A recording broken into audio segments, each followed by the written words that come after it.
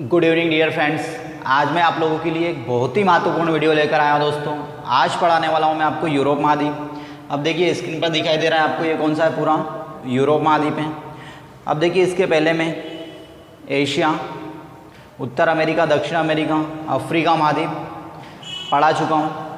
अगर आपने वो वीडियो नहीं देखे तो ज़रूर वो वीडियो देखें दोस्तों। इसके अलावा हिस्ट्री, ज्योग्राफी, पॉलिटिक्स पे भी कई वीडियो बना चुका हूँ, वो वीडियो भी ज़रूर देखें दोस्तों, जिससे आपको बहुत ज़्यादा फ़ायदा मिलने वाला है। अब देखिए हम बात करते हैं, ये पूरा जो दिखाई दे रहा है स्क्रीन पर आपको, ये यूरोप महाद्वीप है। अब एशिया और यूरोप दोनों को संयुक्त रूप से यूरेशिया कहते हैं दोस्तों। क्या कहते हैं? यूरेशिया। एशिया और यूरोप दोनों को संयुक्त रूप से क्या कहा जाता है? यूरेशिया कहा जाता है। अब देखिए एशिया और यूरोप दोनों को अलग कौन कौन करता है? तो ये वाला जो एरिया दिखाई दे रहा है दोस्तों, ये है आपका कैस्पियन सागर झील है। कौन सी झील है दोस्तों? ये कैस्पियन सागर। कौन सी झील? तो देखिए एशिया और यूरोप को कौन अलग करता है? कैस्पियन सागर झील अलग करती है। इसके बाद काकेशस पर्वत अलग करता है दोस्तों। कौन करता है? काकेशस पर्वत।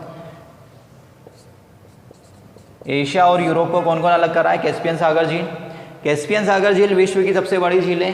इसका कुछ पार्ट यूरोप में आता है, ये वाला यूरोप में आता है, और कुछ पार्ट एशिया में आता है। काकेशस पर्वत अलग करता है, यूराल पर्वत अलग करता है दोस्तों, यूराल पर्वत अलग करता है, और यूराल नदी। ठीक है, तो देखिए एशिया और यूरोप को कौन कौन अलग करता है?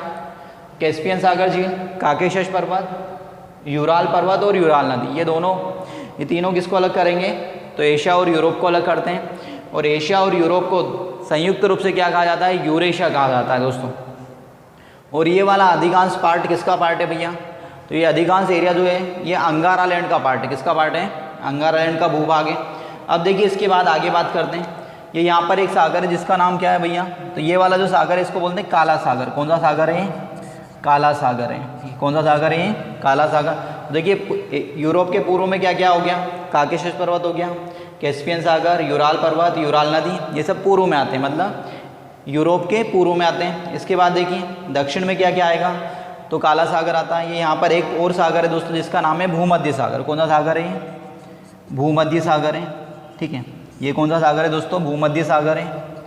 इसके बाद देखिए यूरोप के पश्चिम की बात करते हैं, तो पश्चिम में क्या आता है? यहाँ पर आता है अटलांटिक सागर। अटलांटिक सागर कौन सा सागर है दोस्तों? ये अटलांटिक सागर। अटलांटिक सागर है। ठीक है, और उत्तर में क्या है? तो आर्कटिक है। उत्तर में क्या आता है इसके? आर्कटिक है दोस्तों। अब देखिए इसके बाद बात करते हैं यूरोप और अफ्रीका। यूरोप और अफ्रीका को कौन अलग करता है? तो यहाँ पर एक जल संधि बनती है दोस्तों जिसका नाम है जिब्राल्टर जल संधि। कौन सी जल संधि? जिब्राल्टर जल संधि। जिब्राल्टर जल संधि किसको अलग करती है? तो ये वाला जो एरिया है ये यहाँ पर एक देश है दोस्तों जिसका नाम है आपका स्पेन। कौन सा देश है ये? स्पेन। और ये यहाँ पर एक देश है अफ्रीका महाद्वीप का जिसका नाम है मोरक्को। कौन सा देश है? मोरक्को। तो देखिए ये यहाँ बीच में कौन सी संधि है भैया? जिब्राल्टर जल संधि है। जिब्राल्टर जल संधि स्पेन और मोरक्को को अलग करती है। जिब्राल्टर जल संधि किसको अलग करेगी? स्पेन और मोरक्को को अलग करती है दोस्तों। इसके अलावा स्पेन मतलब यूरोप महाद्वीप और अफ्रीका महाद्वीप को भी अलग करती है। कौन सी जल संधि? तो जिब्राल्टर जल संधि।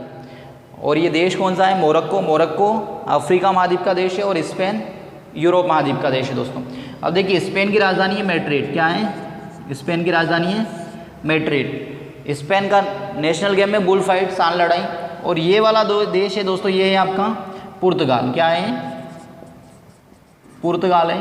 कौन सा देश है? पुर्तगाल। ये वाला जो देश है ये कौन सा है? पुर्तगाल है। और ये वाला जो देश है दोस्तों ये पूरा कौन सा है? ये पूरा है आपका स्पेन। कौन सा है? स्पेन। स्पेन की राजधानी मैड्रिड और पुर्तगाल की राजधानी है लिस्बन। क्या है? लिस्बन। इसकी राजधानी क्या है दोस्तों? लिस्बन। अब देखिए पुर्तगाल से ही पुर्तगाली नाविक वास्को डी गामा भारत आया था। कौन आया था यहाँ से? पुर्तगाली नाविक वास्को डी गामा आया था 1498 में। पुर्तगाल से एक नाविक भारत आया जिसने भारत के लिए समुद्री मार्ग की खोज की यूरोप से। तो उसका नाम क्या था? Vasco D gamma. और वो कौन से देश से आया था? तो इस वाले देश से आया था, पुर्तगाल। और पुर्तगाल की राजधानी क्या है? लिस्बन। और ये वाला जो देश है दोस्तों ये कौन सा? स्पेन। स्पेन की राजधानी है मैड्रिड। ठीक है, इसके बाद देखिए आगे बढ़ते हैं। ये वाला जो देश दिखाई दे रहा है दोस्तों ये है आपका इटली। कौन सा देश है ये? इटली है। ठीक है, ये वाले आइलैंड भी इटली के आइलैंड है दोस्तों, और ये फ्रांस का आइलैंड है। तो देखिए ये वाला देश कौन सा है, इटली है। इटली को यूरोप का भारत कहते हैं। यूरोप का भारत क्या है भैया, इटली है। यूरोप का भारत किसको कहते हैं, इटली को कहते हैं। अब यूरोप का भारत इटली को क्यों कहते हैं दोस्तों, यूरोप का भारत इटली को इसलिए कहते हैं क्योंकि यहाँ पर गंगा की तरह एक नदी जिसका नाम है पो नदी, इटली में गंगा की तरह पवित्र पो नदी है, ठीक है।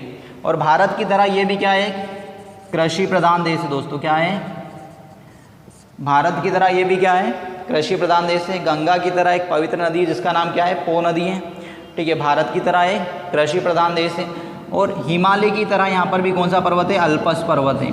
हिमालय की तरह यहाँ पर कौन सा पर्वत है दोस्तों, अल्पस पर्वत है। देखिए यूरोप का भारत किसको कहते हैं, इटली को कहते हैं। अब इसको यूरोप का भारत क्यों कहते हैं, तो गंगा की तरह पवित्र पो नदी है, हिमालय की तरह अल्पस पर्वत है, और भारत की तरह ये एक कृषि प्रधान देश है। और विश्व में सर्वाधिक अंगूर और जैतून का उत्पादन करता है। अंगूर और जैतून का उत्पादन कौन करता है दोस्तों, विश्व में सबसे ज़्यादा अंगूर और जैतून का उत्पादन कौन करता है, इटली करता है। अब देखिए इसके बाद आगे बढ़ते हैं, ठीक है। ये वाला जो देश है दोस्तों, इसका नाम है आपका, ये वाला जो पूरा देश है ये है आपका फ्रांस। कौन सा देश है, फ्रांस है। अब देखिए फ्रांस जो है ना, इसे लघु यूरोप कहते हैं दोस्तों। क्या कहते हैं इसे, फ्रांस को लघु यूरोप कहते हैं। ये क्वेश्चन भी कई बार आया है कि लघु यूरोप किसे कहा जाता है, तो फ्रांस को लघु यूरोप कहते हैं। अब देखिए इसे लघु यूरोप क्यों कहते हैं, क्योंकि यहाँ की जलवायु के कारण इसे लघु यूरोप कहते हैं। ऐसा भी कहा जाता है कि यूरोप को अगर सर्दी होती है या जुकाम होता है तो उसका पूरा प्रभाव, मतलब फ्रांस को अगर सर्दी या जुकाम होती है तो उसका पूरा प्रभाव पूरे यूरोप पर देखने को मिलता है दोस्तों। तो इसे क्या कहते हैं भैया, लघु यूरोप कहते हैं। इसके बाद इसे किसानों का देश भी कहते हैं। क्या कहते हैं इसको, किसानों का देश कहते हैं। यूरोप को, यूरोप का किसानों का देश किसे कहते हैं भैया, फ्रांस को कहते हैं। अब देखिए इसे किसानों का देश इसलिए कहते हैं क्योंकि ये एक ऐसा देश है जिसके किसान आत्मनिर्भर हैं। मतलब फ्रांस के किसान क्या है, आत्मनिर्भर है, इसलिए इसे क्या कहा जाता है, किसानों का देश कहा जाता है। इसके बाद देखिए इसके तट को तटों की रानी भी कहते हैं। क्या कहते हैं इसके तट को, तटों की रानी कहते हैं, क्योंकि यहाँ के तट बहुत ज़्यादा सुंदर, इसलिए इसे क्या कहा जाता है, तटों की रानी कहा जाता है दोस्तों। इसके बाद देखिए कॉपी पेन जरूर लेकर बैठे दोस्तों और नोट भी करते जाएं। तो देखिए किसानों का देश किसे कहते हैं, फ्रांस को कहते हैं। लघु यूरोप किसे कहते हैं, फ्रांस को कहते हैं। और इसे तटों की रानी किसे कहते हैं भैया, तो फ्रांस के तटों को तटों की रानी कहते हैं। इसके बाद फ्रांस को सूरा और सुंदरियों का देश कहते हैं। क्या कहते हैं, सूरा और सुंदरियों का देश। दोस्तों नोट करते हैं आप, है ना। सूरा और सुंदरियों का देश भी किसे कहते हैं, फ्रांस को कहते हैं। अब देखिए यहीं पर इसकी राजधानी है पेरिस।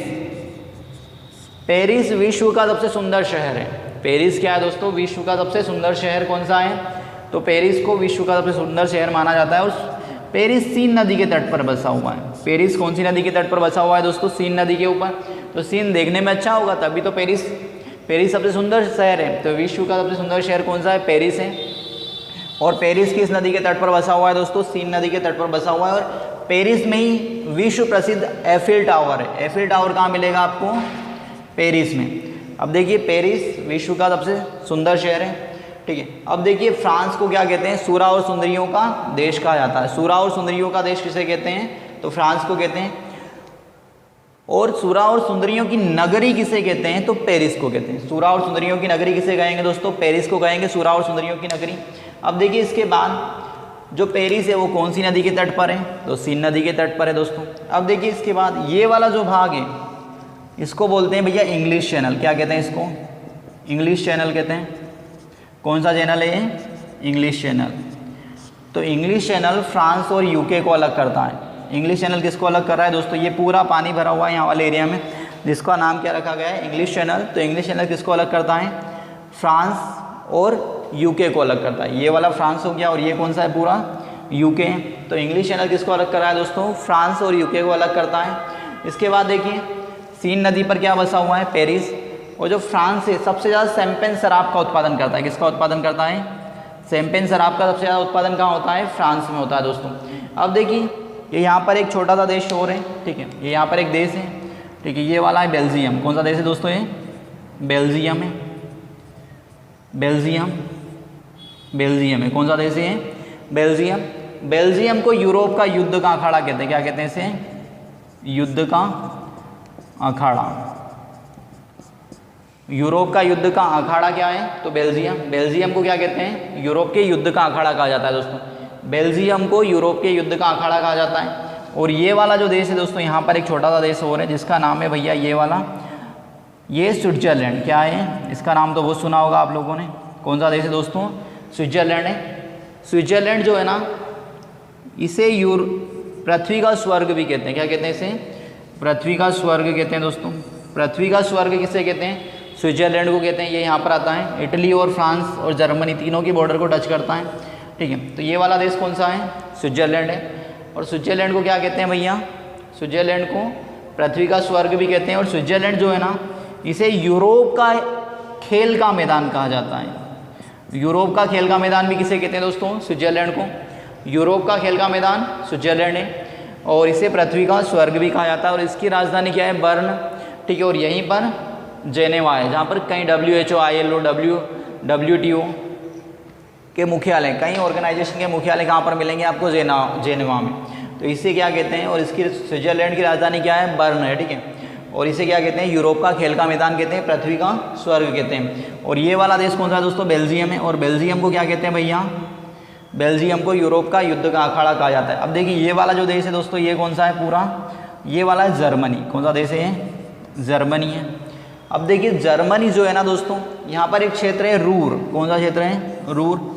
MPPSC प्री में पिछली बार 2019 में एक क्वेश्चन आया था कि भारत का रूर किसे कहते हैं? तो भैया भारत का रूर छोटा नागपुर के पठार को कहते हैं। और ये रूर क्यों फेमस है? तो रूर जो है ना, ये जर्मनी में क्षेत्र है। रूर कहाँ पर है आपका? जर्मनी में। विश्व प्रसिद्ध क्षेत्र है जो खनिज संपदा, मिनरल्स के लिए बहुत फेमस है। इसलिए ये रूर जो है कहाँ पर आता है? जर्मनी में।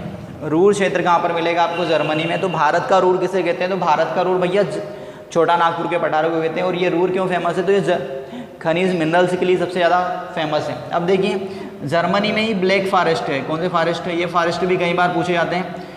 ब्लैक फॉरेस्ट कहाँ पर मिलेंगे आपको? तो जर्मनी में मिलेंगे दोस्तों। ब्लैक फॉरेस्ट कहाँ पर है? जर्मनी में। इसके बाद देखिए आगे बढ़ते हैं। यहीं पर एक नदी है, राइन नदी। कौन सी नदी दोस्तों? राइन, ठीक है। कौन सी नदी है यहाँ पर? राइन नदी, जो विश्व की सबसे व्यस्त व्यापारिक नदी है। विश्व की सबसे व्यस्त व्यापारिक नदी कौन सी है? तो राइन नदी। राइन नदी को कोयला नदी भी कहते हैं दोस्तों। क्या कहते हैं राइन नदी को? कोयला नदी। कॉपी पेन जरूर लेकर बैठे दोस्तों और मेरे साथ में नोट करते जाए, नहीं तो आगे बहुत ज़्यादा हौच-पौच हो जाएगा, फिर आप नहीं समझ पाएंगे। तो देखिए राइन नदी को क्या कहते हैं? कोयला नदी कहते हैं। और राइन नदी विश्व की सबसे ज़्यादा व्यस्त आंतरिक जल मार्ग है इसका, राइन नदी का, क्योंकि इसके अंदर कोयले का ट्रांसपोर्ट होता है जहाज़ों के द्वारा, ठीक है। तो राइन नदी क्या है भैया? यहाँ की सबसे व्यस्त नदी है और विश्व की भी सबसे व्यस्त नदी है। और कोयला सबसे ज़्यादा उत्पादन होता है, ठीक है। और जो राइन नदी है उसमें कोयले का ट्रांसपोर्ट होता है जहाज़ों के द्वारा। अब देखिए ये वाला जो देश है दोस्तों, इसका नाम क्या है? यूके है। क्या नाम है इसका? जो स्क्रीन पर दिखाई दे रहा है, ये वाला जो है इसको बोलते हैं आयरलैंड। क्या बोलते हैं दोस्तों इसको? आयरलैंड। कौन सा देश है दोस्तों ये? Republic of Ireland. अब देखिए ये वाला जो भाग है ना, इसको बोलते हैं उत्तर आयरलैंड। क्या बोलते हैं इसको?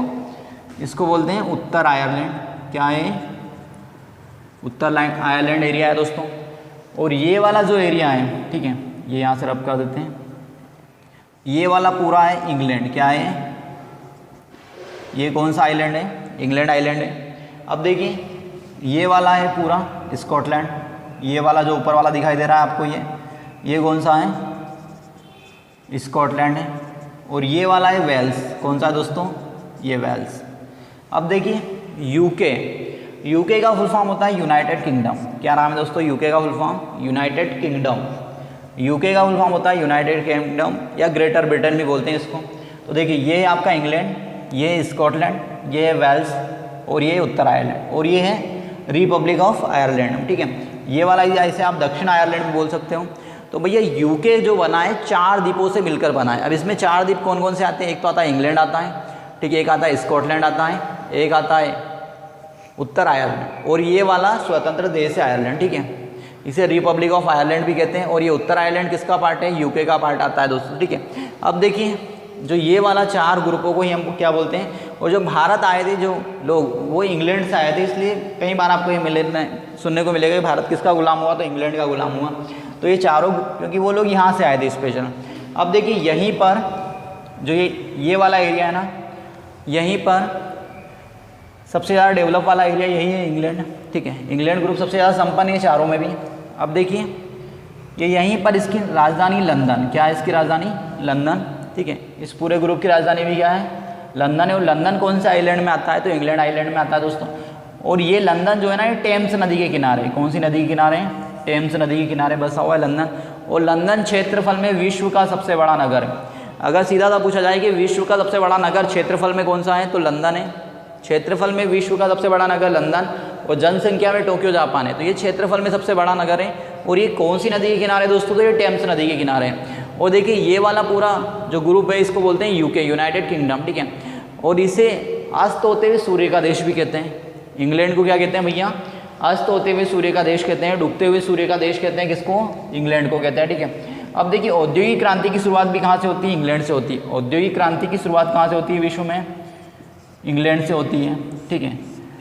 इंडस्ट्रियल रिवॉल्यूशन की स्टार्टिंग कहाँ से होती है? तो इंग्लैंड से होती है। औद्योगिक क्रांति की शुरुआत भी इंग्लैंड से ही होती है, ठीक है। और इसे क्या कहते हैं? अस्त होते हुए सूर्य का देश कहते हैं दोस्तों। अब देखिए इसके बाद आगे बढ़ते हैं। ये वाला जो एरिया है, ठीक है, ये दिखाई दे रहा है, इसका नाम है आपका डेनमार्क। कौन सा है? डेनमार्क है दोस्तों, डेनमार्क। अब देखिए डेनमार्क की संसद का नाम है फोलगेटिंग। कौन सा देश है? डेनमार्क। ये वाला पूरा कौन सा देश है दोस्तों? ये वाला जो दिखाई दे रहा है आपको, ये है डेनमार्क, ठीक है। डेनमार्क दूध उत्पादन के लिए फेमस है। किस लिए प्रसिद्ध है दोस्तों? ये दुग्ध उत्पादन के लिए प्रसिद्ध है यूरोप में। तो डेनमार्क, ये वाला जो देश है डेनमार्क है, ठीक है। इसके बाद देखिए आगे बढ़ते हैं, ये वाला रफ कर देते हैं, यूरेशिया। अब देखिए यहीं पर आता है पोलैंड। क्या है ये वाला देश? पोलैंड है दोस्तों। कौन सा देश है? इसके आगे जस्ट पोलैंड मिलता है, ठीक। पोलैंड हो गया। अब इसके बाद देखिए जो पोलैंड है इसकी राजधानी है वार्शा। क्या राजधानी है इसकी दोस्तों? पोलैंड, वार्शा। और जर्मनी की राजधानी बर्लिन। क्या है? बर्लिन, ठीक है। जर्मनी की राजधानी बर्लिन और पोलैंड वार्शा, ठीक है। अब इसके बाद देखिए आगे बढ़ते हैं।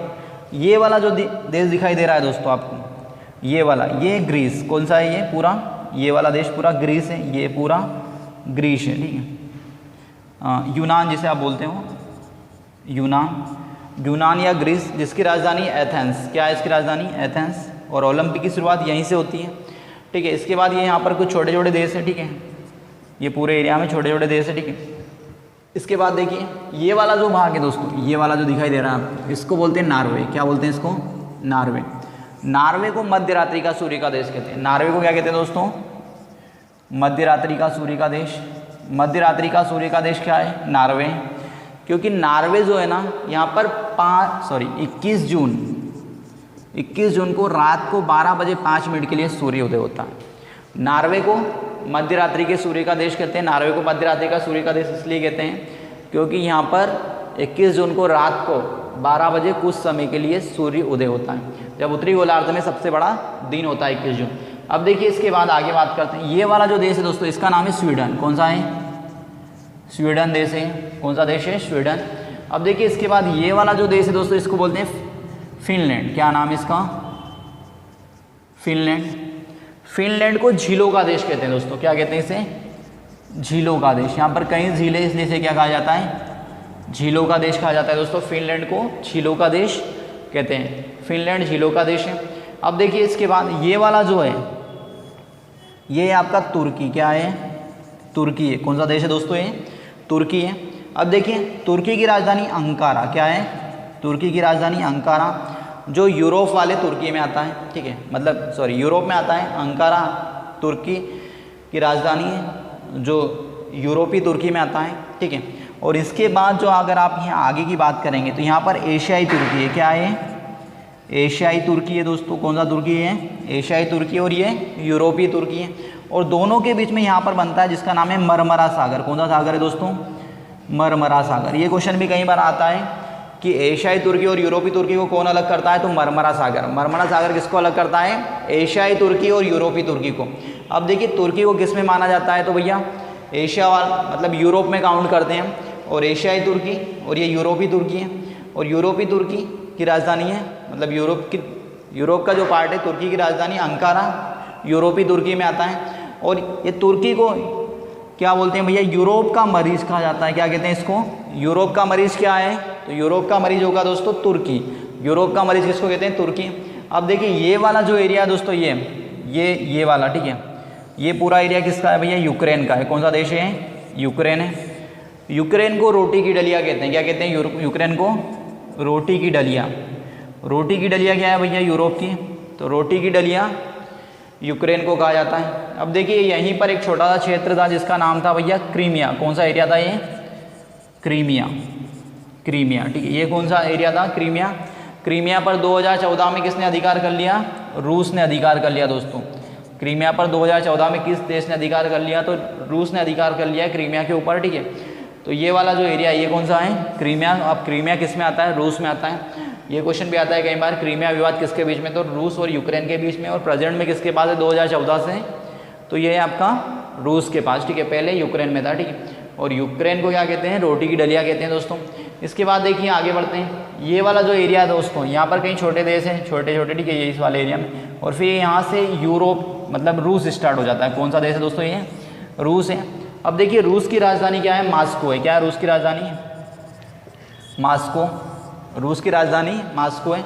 अब मास्को को 5 सागरों का पतन कहते हैं। क्या कहते हैं, 5 सागरों का पतन कौन कौन सा है दोस्तों, तो देखिए एक तो काला सागर का पतन कहते हैं इसको, कैस्पियन सागर का, और ये यहाँ पर है बाल्टिक सागर। कौन सा सागर है दोस्तों, बाल्टिक सागर है, ठीक है। इसके अलावा 2 सागर है, खेत सागर और लडोगा झील। कौन सी झील, लडोगा झील, ठीक है, लडोगा झील, ठीक। तो 5 सागरों का पतन किसे कहा जाता है, 5 सागरों का पतन कहते हैं दोस्तों मास्को को 5 सागरों का पतन कहते हैं, ठीक है।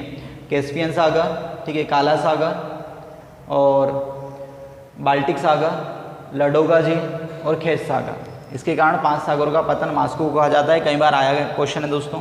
अब देखिए यूरोप की सबसे लंबी नदी कौन सी दोस्तों, तो वोल्गा। कौन सी है यूरोप की सबसे लंबी नदी, वोल्गा, ये, ठीक है, ये यूरोप की सबसे लंबी नदी है वोल्गा। कौन सी नदी दोस्तों, ये वोल्गा। और यूरोप की सबसे महत्वपूर्ण नदी है दोस्तों, ये इस टाइप से बहती हुई, ये यहाँ पे गिरती है, जिसका नाम है डेन्यूब। यूरोप की सबसे महत्वपूर्ण नदी कौन सी है, डेन्यूब। और सीधा सा क्वेश्चन आ जाए कि यूरोप की सबसे लंबी नदी कौन सी है, तो वोल्गा। और यूरोप की सबसे महत्वपूर्ण नदी कौन सी दोस्तों, तो डेन्यूब है, ठीक है। यूरोप की सबसे महत्वपूर्ण नदी डेन्यूब और सबसे लंबी नदी वोल्गा है, ठीक है। अब देखिए इसके बाद आगे बात करते हैं, यूरोप का सबसे लंबा रेल मार्ग कौन सा है, तो यूरोप का सबसे लंबा रेल मार्ग है दोस्तों, देखिए यूरोप का सबसे लंबा रेल मार्ग पेरिस से, ये यहाँ से पेरिस से स्टार्ट होता है, तो तुर्की के कुस्तुनतुनिया नगर तक जाता है। कहाँ तक जाता है, पेरिस से कुस्तुनतुनिया तक जाता है, जिसका नाम है ओरिएंटल रेल मार्ग। ये पूरा यूरोप का सबसे लंबा रेल मार्ग है दोस्तों, पेरिस से कुस्तुनतुनिया तक जाता है। पेरिस से कुस्तुनतुनिया तक जो ये रेल मार्ग है, ये आपको पेरिस से कुस्तुनतुनिया दोनों को कनेक्ट करता है, और ये इस महाद्वीप का सबसे लंबा रेल मार्ग है। अब देखिए जो यूरोप महाद्वीप है दोस्तों, इसे प्रायद्वीपी महाद्वीप भी कहते हैं। क्या कहते हैं, यूरोप महाद्वीप को तीनों ओर से जल से घिरा हुआ होने के कारण इसे क्या कहते हैं, प्रायद्वीपी महाद्वीप कहते हैं। देखिए इधर भी पानी है, इधर भी और एक तरफ एशिया आ गया, तो जो एरिया तीनों ओर से जल से घिरा हो उसे क्या कहते हैं, प्रायद्वीप कहते हैं। तो ये कौन सा है महाद्वीप में, प्रायद्वीपी महाद्वीप भी कहते हैं इसको, यूरोप महाद्वीप प्रायद्वीपी महाद्वीप है। इसके बाद इसे ओल्ड सिटीजन कॉन्टिनेंट भी कहते हैं, वृद्धों का महाद्वीप भी कहते हैं, क्योंकि यहाँ पर सबसे ज़्यादा वृद्ध लोग रहते हैं, ठीक है, इसलिए इसे वृद्धों का महाद्वीप भी कहते हैं, औसत आयु के कारण, ठीक है। और यहाँ पे सबसे ज़्यादा बूढ़े लोग हैं अभी वर्तमान में, इसलिए इसे वृद्धों का महाद्वीप भी कहते हैं। और विश्व का सबसे ज़्यादा नगरीकृत महाद्वीप भी है। क्या है, नगरीकृत। विश्व का सबसे ज़्यादा नगरीकृत महाद्वीप कौन सा है, तो यूरोप महाद्वीप है दोस्तों, ठीक है। विश्व का सबसे ज़्यादा नगरीकृत महाद्वीप यूरोप महाद्वीप है। इसके बाद देखिए प्रायद्वीपी महाद्वीप है, नगरीकृत महाद्वीप है, औद्योगिक महाद्वीप है। सबसे ज़्यादा औद्योगिकरण यहीं पर देखने को मिलेगा आपको, और औद्योगिक क्रांति की शुरुआत भी इसी महाद्वीप से होती है। विश्व में सबसे पहली बार रेलगाड़ी भी ब्रिटेन में चलती है दोस्तों, ठीक है। अब इसके बाद देखिए ये हो गया आपका औद्योगिक नगरीकृत हो गया, और ये ठीक है, ये आप स्क्रीनशॉट ले लें इसका अगर लेना चाहें तो, ठीक है दोस्तों। ये आपका यूरोप महाद्वीप पूरा कंप्लीट हो गया। वीडियो कैसा लगा कमेंट जरूर करें, और चैनल पर नए हो तो चैनल को सब्सक्राइब जरूर करें, और वीडियो को ज़्यादा से ज़्यादा शेयर करें। Thank you.